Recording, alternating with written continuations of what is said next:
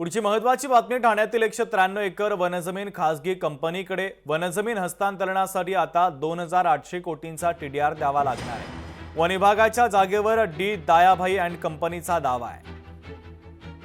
ठाण्यातील चितळसर मानपाडा परिसरातील 100 एकर आरक्षित जमिनी प्रकरणी आता एक अपडेट समोर आली आहे। सर्वोच्च न्यायालयामध्ये धाव घेणाऱ्या ठाणे महापालिकेला सुप्रीम कोर्टाकडून तुर्तास दिलासा मिळालाय। आरक्षित जमिनीच्या बदल्यामध्ये 2800 कोटी रुपयांचा टीडीआर देण्यास सर्वोच्च न्यायालयाने स्थगिती दिली आहे। ठाण्यातील चितळसर मानपाडा येथील 193 एकर जमिनीचा 50 वर्ष जुना कायदेशीर वाद राज्य सरकार आणि डी दायाभाई अँड कंपनी यांच्यात सुरू आहे। प्रक्रियेतील त्रुटींमुळे फेब्रुवारीमध्ये बॉम्बे हायकोर्टाने सरकारचा दावा फेटाळला होता, मात्र सर्वोच्च न्यायालयाने उच्च न्यायालयाच्या निर्णयाला स्थगिती दिली आहे। ठाण्यातील टीडीआर प्रकरण नेमकं काय आहे पाहूया। ठाण्यातलं हे टीडीआर प्रकरण नेमकं काय आपण पाहतो आहोत सध्या स्क्रीनवर। ठाण्यातल्या संजय गांधी राष्ट्रीय उद्यानाच्या पायथ्याशी असलेल्या चितळसर मानपाडा इथल्या सुमारे 193 एकर जमिनीचा हा वाद आहे। राज्य सरकार आणि डी दायाभाई अँड कंपनी यांच्या जमिनीच्या मालकीवरनं 1975 पासून हा वाद सुरू आहे। राज्य सरकारने 1975 मध्ये ही जमीन वन उद्देशांसाठी संपादित करण्याचा प्रस्ताव ठेवला होता। दरम्यान ठाणे पालिकेने विकास आराखड्यातल्या सुमारे 100 एकर जमिनीवर उद्यान आरक्षण ठेवलं आणि याचाच आधार घेत डी दायाभाई अँड कंपनीने 2018 मध्ये विकास हस्तांतरण हक्कांची मागणी केली। याला तत्कालीन ठाणे पालिका आयुक्त आणि शहर विकास विभागाने एप्रिल 2019 मध्ये प्राथमिक मंजुरी देखील दिली, मात्र विविध तांत्रिक कारणं आणि मंजुऱ्यांअभावी विद्यमान पालिका आयुक्त सौरभ राव यांनी हा प्रस्ताव रोखून धरला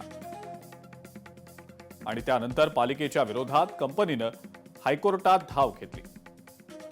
या प्रकरणात हायकोर्टाने कंपनीच्या बाजूने निकाल देत संबंधित जमीन खासगी कंपनीच्या मालकीची असल्याचं स्पष्ट केलं।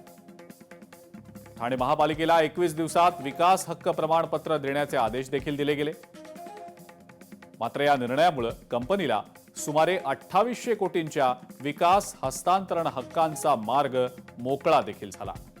मात्र हरित क्षेत्र कायम ठेवण्याचे निर्देश असल्याने त्या मोबदल्यात कंपनीला जवळपास 2800 कोटी मूल्याचा टीडीआर मिळणार आहे। दरम्यान या संदर्भात ज्या राजकीय प्रतिक्रिया आलेल्या आहेत त्याही आपण पाहूया। कंप्लीट चोरी आहे ती। तो जो घोडबंदर रोड म्हणजे तो जो डी दायाभाई अँड कंपनी आणि तिथला जो टीडीआर आहे तो टीडीआर म्हणजे चोरीचा टीडीआर आहे। खोट्या नाट्या सह्या, खोट्या नाटे पेपर्स तयार करणं, काही ऑर्डर्स कोर्टाच्या ऑर्डर्स लपवून ठेवणं, ही सगळी कामं केलेली आहेत। डी दायाभाई आणि कंपनीचा टीडीआर आणि अजून 2-3 टीडीआर आहेत जे कोट्यावधी रुपयांचे आहेत।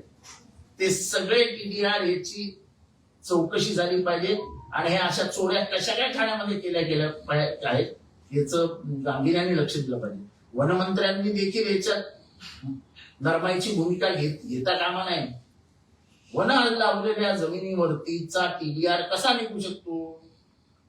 डोंगरावरती काय ते पार्क, डोंगरावरती कोण जाणार मारायला पार्क मध्ये? 2800 करोडचा जो टीडीआर ठाणे महानगरपालिका दायाभाई अँड कंपनीला देणं आहे, तर त्या बाबतीत मला एक शंका वाटते की जर ठाणे महानगरपालिकेने कब्जा केला आहे तर त्या ठिकाणी बिल्डर काय करतात, बिल्डरची माणसं काय करतात, बिल्डरची बाउन्सर काय करतात, हे सर्व प्रश्न उपस्थित होतात। फार मोठा घोळ आहे का, याच्यामध्ये काही भ्रष्टाचार आहे का, याच्यामध्ये कोणी प्रशासकीय अधिकारी नेते इन्वॉल्ड आहेत का, या सर्व गोष्टी आहेत आणि सर्वसामान्य नागरिक आणि सर्वसामान्य जनता यांना मोकळा श्वास हवे आहे। लोकशाही मराठी ऐका, पहा, जागरूक रहा।